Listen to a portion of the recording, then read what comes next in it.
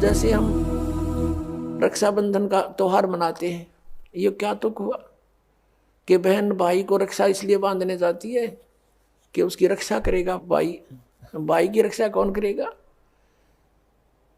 एक बहन कह रही थी कि मैं रक्षाबंधन के दिन गई अपने भाई को बांधने के लिए, रक्षा सूत्र इंतजार कर रही थी। पता लग गया कि कहीं कामवश गए हैं, मोटरसाइकिल पर गए हैं।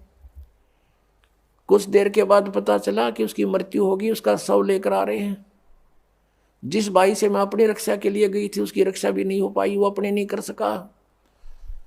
तब उसने ज्ञान हुआ, तब वो कहती है कि सचमुच हम कति भूल में थे। अपने भाई को भी कहा बेटा भाई आ जा, तू भी भगवान का राखी बांध और मैं भी बांधूं, यानी नाम लो और ये रक्षा सूत्र आपका सदा साथ देगा, भाई का भी बहन का भी।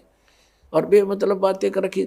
उस रक्षाबंधन के दिन किसी का भाई नहीं है तो रोती है कोने में बैठकर वो बहन। फिर ये बात का सिस्टम, जिस बहन का भाई नहीं है वह दूसरों के मुंह की तरफ देखती है, कौन आएगा हमारे घर।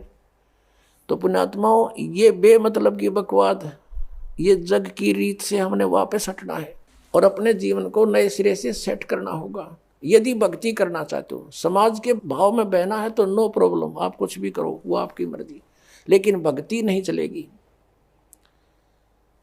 तो इस प्रकार हम इन क्रियाओं से भी सावधान होना है, अपने आप को बचा के रखना है, तब हमारी भक्ति प्रफुल्लित हो। फिर क्या बताते हैं कि असंग जन्म तन मरत्या होगे और जीवित क्यों ना मरे रे। एक तो ये जीवित मरना, इस ज्ञान आधार से सब बकवादें छोड़ देंगे। जिस समय ये दास गांव गांव में घर घर में जाके पाठ करते थे 3 दिन का, यानी 500 यज्ञ करते थे फ्री ऑफ कॉस्ट, किसी से कोई पैसा नहीं लेता था क्योंकि दास सर्विस करता था। और जैसे सैटरडे संडे की छुट्टी होती थी उनमें जाकर के लाभ उठाता था। तो उस समय क्या होता था, हम सत्संग कर रहे होते थे, होली ये फाग आ जाता था, हम तो सभी वो परिवार भी जिसने उपदेश ले रखा, हम अपना आराम से भगवान का पाठ कर रहे हैं, अपना मंत्र जाप करें, और गांव वाले जैसे जो भगवान के मार्ग पर नहीं लगे हैं, और वो क्या करें, कीचड़ ठाव एक दूसरे को मुंह पर फर, किसी को पिचकारी मारे। कोई गांव में तो और सिस्टम है, कोरडा बना लेते हैं घंटर सा, वो मारे एक दूसरे का हैं, और लाल लाल मुँह कर रखे बांदर कैसे सारे। कोई गारा में पड़ा है, कोई घूटी लाई नो करता फिर रहा है, और हम बैठे भगवान का आनंद ले रहे हैं अपने कवाड़ बंद करके कि हमें डिस्टर्ब ना कर दे। तो इस प्रकार जो आनंद परमात्मा के मार्ग में है, इस भक्ति में है, इन बकवादों में नहीं हो सकता।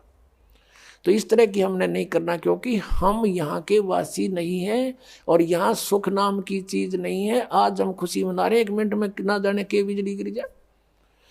और परमात्मा की भक्ति करेंगे, इससे हमारा बचाव बनेगा। और ये इस तरह के जो मर्यादाहीन कार्य करने से नामखंड हो जाएगा, नामखंड होते ही भगवान रुष्ट हो जाएगा, आपके ऊपर काल का अटैक हो जाएगा और आपको फिर हानि हो जाएगी।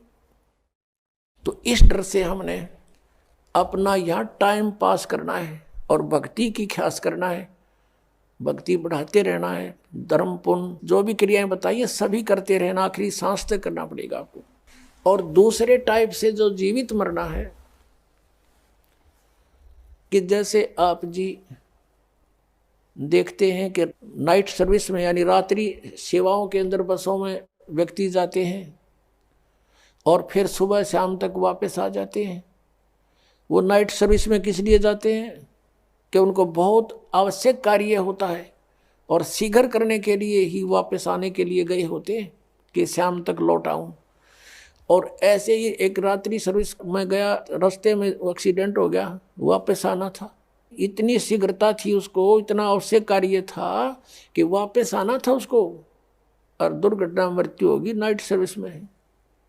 अब वो कहाँ गई वो शीघ्रता, कहाँ गए जिसके लिए पंजे ना टक्के थे, वो क्या ले गया साथ में। तो आप जी ये सोच लीजिए, जब सतलोक आश्रम बरवाला की तरफ सत्संग निकटावर चलना चाहो तो न्यू सोच लो हमारी मृत्यु होगी आज और इब्बा होगी, और आ जाओ यहाँ पर सत्संग सुनो, 3-4 दिन फ्री ऑफ माइंड रहो, एक दूसरे से भगवान की चर्चा करो, यहाँ और बकवाद मत बतलाना, ये ख्यास रखना। परमात्मा रुष्ट हो जाएगा। ठीक है, कोई मित्र रिश्तेदार मिलता है, बातें करो गृहस्थी की थोड़ी बहुत देर के लिए, फिर अपना मालिक की चर्चा शुरू करें, कोई ज्ञान उससे सुने, कभी आप सुनावे, फिर मंत्र करने लग जावे। सब सुविधाएं भगवान ने आपके लिए दे रखी, इन दासों के द्वारा आपको सारी व्यवस्था करवा के दी जाती है। तो इसका सदुपयोग करना, दुरुपयोग करने से राम रूठ जाएगा आपका, और राम नहीं रूठना चाहिए, ये भी आपको डर लगे। तो ये सोचकर आप आ जाइए और ये सोचिए कि हमारी मान ले परमानेंट मृत्यु हो जाए तो भी तो हो सकती है ऐसे।